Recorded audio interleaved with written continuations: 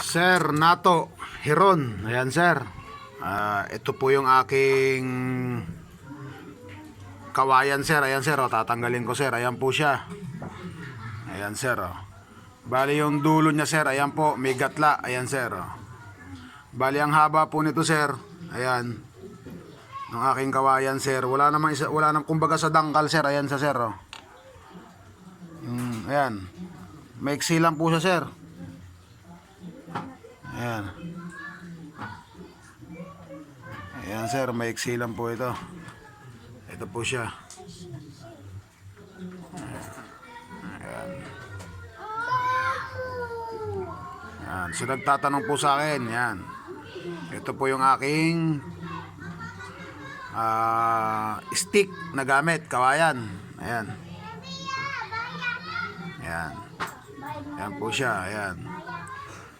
Tsaka ano ko nga po pala sir, ayan, ito po yung aking bato sir na gamit. Ayan, kailangan sir, gasgasin nyo rin po itong gilid sir. Ayan para po mawala yung talas. Iwas ho dun sa, para yung tari natin hindi magkaroon ng bewang. Sir, ayan po, ayan.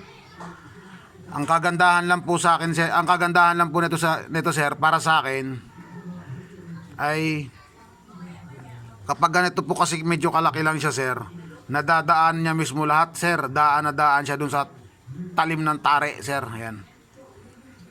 Yan. Hindi gaya ng medyo malapad-lapad, merong parte na hindi niya nadadaanan. Nagkakaroon minsan kapag malalim yung talim, hindi pantay. Ito nadadaanan niya sir. Ayan.